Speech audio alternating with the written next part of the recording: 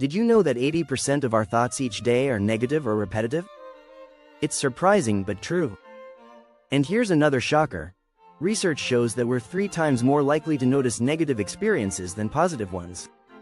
It's like our brains are hardwired to focus on the bad stuff. No wonder negativity can feel overwhelming.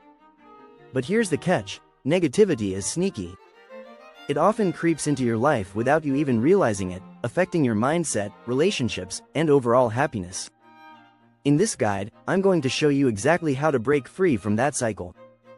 We'll start by unmasking the hidden negativity that's been sabotaging your thoughts, and then we'll dive into powerful strategies like mental detoxing and rewiring your thinking. By the end, you'll have a personal positivity playbook to build lasting habits that keep negativity out for good. If you're tired of letting negativity control your mind and life, stay tuned. This is your guide to taking back control. Let's get started. Chapter 1. The Silent Sabotage. Unmasking hidden negativity. Negativity often shows up in ways we don't even recognize. Psychologists call it cognitive distortions, automatic, irrational thoughts that twist reality. For example, have you ever thought, "Nothing ever works out for me"? That's called overgeneralization. It's when one bad event makes us believe everything is going wrong. Studies show that 80% of our thoughts tend to be negative or repetitive. That's a big number, right? Dr. Daniel Amen, in his book Change Your Brain, Change Your Life, calls these ants automatic negative thoughts. Just like ants can take over a picnic, these negative thoughts can take over our minds. To break this cycle, the first step is to catch those ants. Strategy. Start by keeping a thought journal. Write down any negative thoughts you notice throughout the day. At the end of the day, review them and ask yourself, is this thought 100% true, or am I overreacting? You'll be surprised how many of them are based on assumptions rather than facts. Chapter 2. Mental Detox. Clearing the negative thought clutter. Just like a cluttered room feels stressful, a cluttered mind filled with negativity feels heavy. Negative thinking is like mental junk, and clearing it out regularly is a must. Neuroscience research shows that mindfulness can reduce the brain's tendency to dwell on negativity by up to 50%. So, how can you declutter your mind?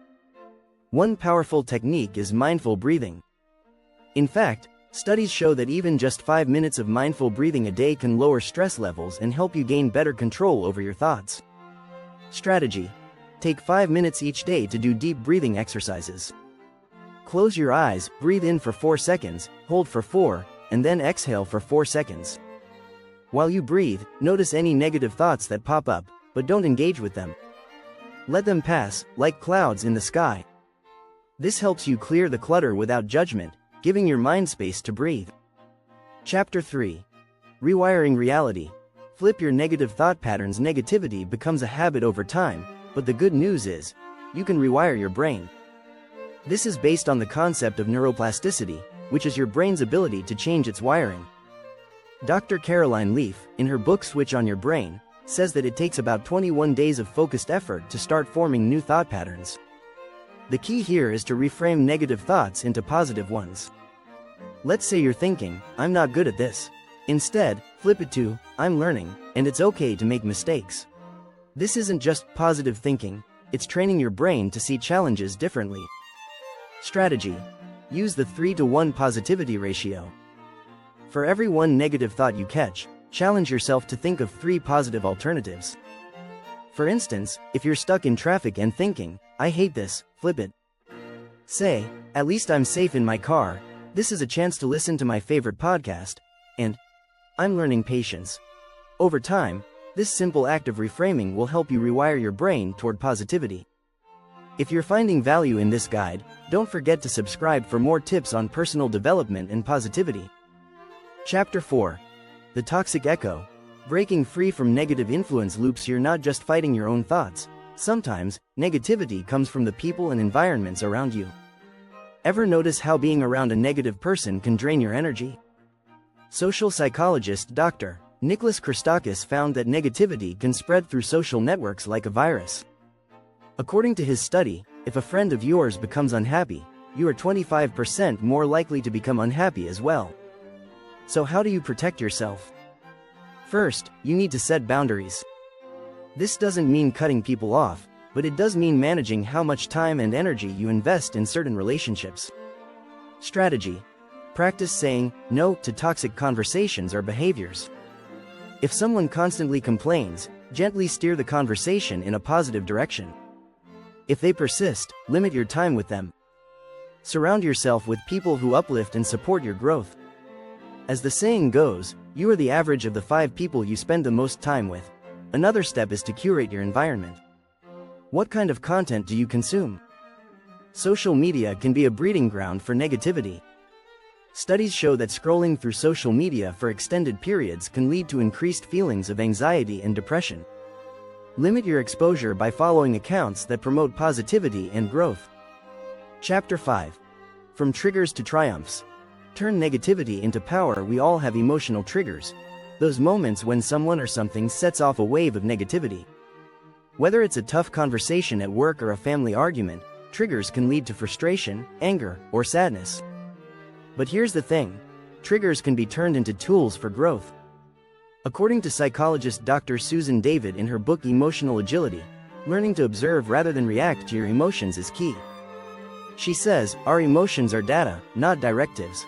In other words, your emotional reactions offer valuable information, but they don't have to control you. Strategy. Start using emotional labeling.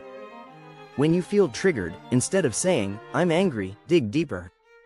Are you feeling dismissed, hurt, or frustrated? Research shows that labeling your emotions reduces their intensity. It's a way to take a step back and reflect, rather than react impulsively. Once you've identified the emotion, ask yourself, what is this feeling trying to tell me? Maybe anger is a sign you need to set stronger boundaries, or frustration is a reminder to step away and take a breather. Triggers can become triumphs when you use them to learn about yourself and make positive changes. Chapter 6. Your Positivity Playbook. Building a long-term shield against negativity. Breaking free from negativity isn't a one-time event, it's an ongoing practice. But here's the good news: by creating daily habits that nurture positivity, you can build a mental shield that keeps negativity at bay. One of the most effective ways to do this is through gratitude. According to a study published in the journal Personality and Individual Differences, people who regularly practice gratitude are 25% happier.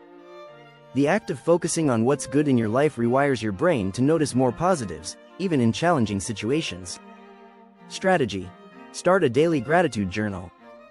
Every day, write down 3 things you're grateful for, no matter how small.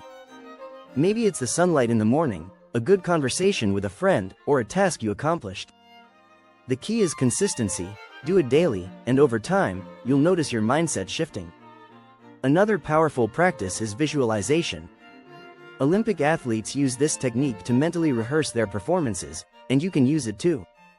Research from the Journal of Neuroscience shows that the brain doesn't distinguish much between a vividly imagined event and a real one. By visualizing positive outcomes or the person you want to become, you're training your brain to work toward that reality. Strategy. Spend a few minutes each morning visualizing your day. Picture yourself handling challenges with calm, achieving your goals, and staying positive even in tough moments. This primes your brain to seek out solutions rather than dwell on problems.